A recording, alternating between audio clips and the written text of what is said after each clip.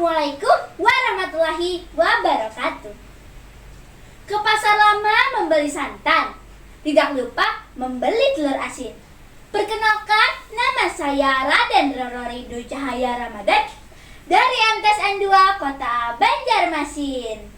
Dewan juri yang terhormat, teman-teman yang saya cintai, apa kabar semuanya? Semoga dalam keadaan sehat walafiat. Amin. Pada kesempatan kali ini, saya ingin menceritakan sebuah cerita rakyat, yaitu legenda Batu Benawa yang berjudul Dia Ingsun dan Raden Pengantin, buku karangan dari Syamsiar Seman. Begini ceritanya. Pada zaman dahulu kala, di sebuah desa nan sepi, hiduplah seorang janda tua bernama Dia Ingsun. Dia Ingsun memiliki seorang putra tunggal yang bernama Raden Pengantin.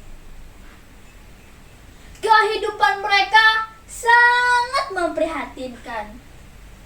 Bahkan dapat dikatakan sangatlah miskin. Untuk kebutuhan sehari-hari, mereka harus memanfaatkan hasil ladang kebun di samping pondok mereka.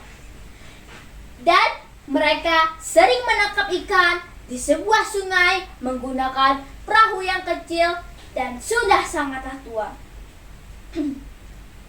Tahun demi tahun telah berlalu. Kini Raden Pengantin telah tumbuh menjadi pria yang tampan, cerdas, dan berbakti kepada ibunya. Akhir-akhir ini, Raden Pengantin sering termenung memikirkan nasibnya dan ibunya. Ia tak tega melihat ibunya yang sudah sangatlah tua harus membanting tulang. Hingga pada suatu hari, Raden Pengantin menyampaikan keinginannya untuk pergi merantau ke negeri seberang. Wahai ibuku, izinkanlah Ananda untuk pergi ke negeri seberang, Bu. Ananda ingin merantau. Ananda ingin merubah nasib kita, Bu. Maka izinkanlah Ananda, wahai ibuku.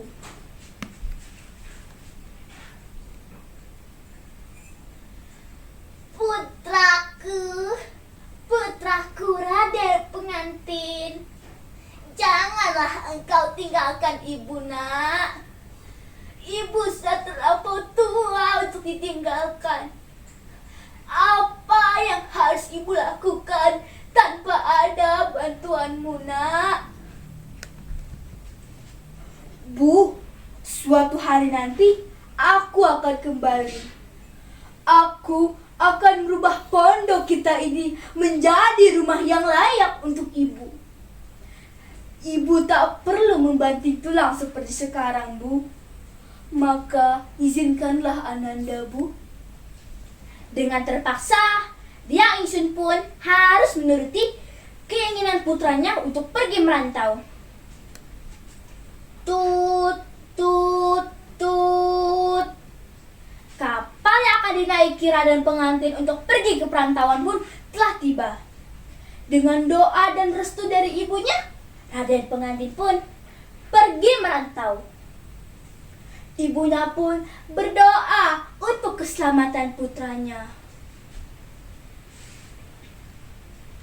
Ya Tuhan, lindungilah putraku.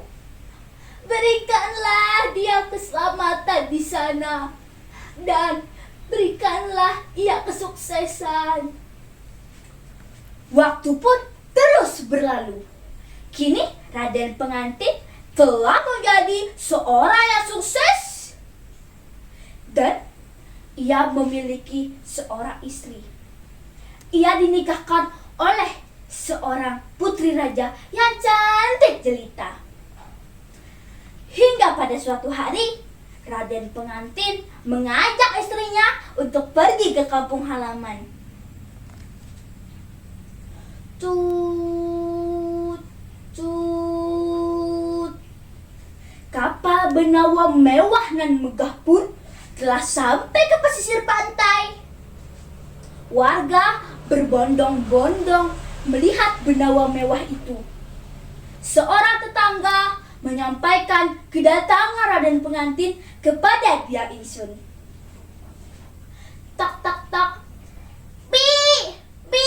Bibi Dia Ingsun. Itu putramu, putramu Raden pengantin telah kembali, Bi.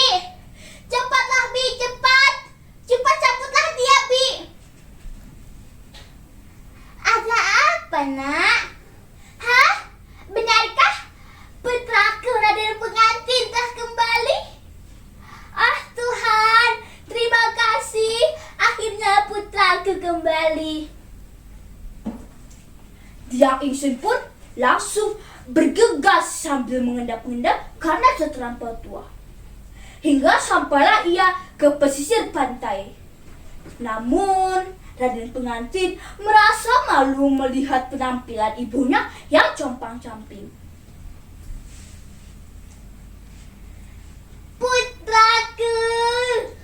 Putraku Raden pengantin, akhirnya kau telah tiba, Nak. Ibu sudah sangat rindu kepadamu. Ini ada ayam jago dan ikan peliharaanmu dulu. Hei watak tua, berani-beraninya kau mengaku sebagai ibuku. Kanda, jika benar ia adalah ibumu, tak perlulah kau malu, Kanda. Tidak, dia bukan ibuku. Dasar watak tua, jelek. Enyahlah kau dari hadapanku.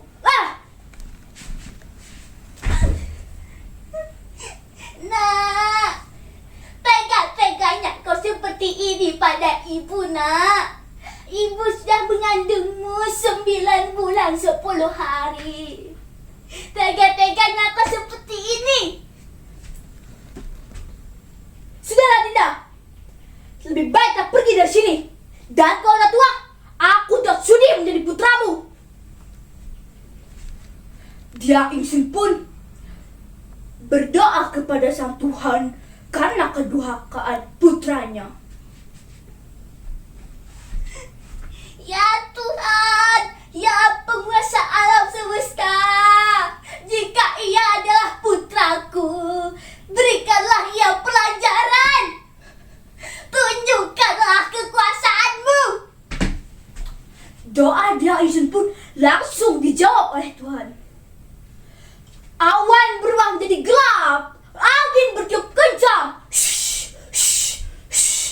petir menyambar-nyambar, bar. Tuhan pun murka. Raden pengantin pun menyadari kesalahannya. Ibu, tolonglah aku, Bu. Maafkanlah aku telah durhaka kepadamu, Bu. Bu, tolonglah aku. Namun terlambat. Kapal benawa mewah itu telah terbelah menjadi dua. Buritan kapal tersebut terdampar di desa Dia Ingsun dan berubah menjadi batu. Dan dikenal dengan Batu Benawa. Konon katanya jika elang merah tua mengelilingi puncak Batu Benawa dan bersuara syahdu sedih, konon katanya itu adalah jelmaan Dia Ingsun yang menyesali sumpahnya. Pesan moral yang dapat kita ambil dari cerita ini adalah: 1. Janganlah kita melawan kepada orang tua. 2. Janganlah bersikap sombong. 3.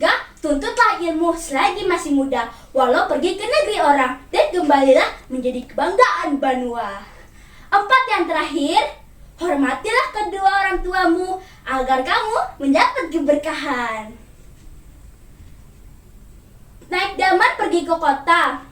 Jangan lupa membeli alpukat. Demikian cerita dari saya. Semoga memberi manfaat. Wabillahi taufiq wal hidayah. Wassalamualaikum warahmatullahi wabarakatuh.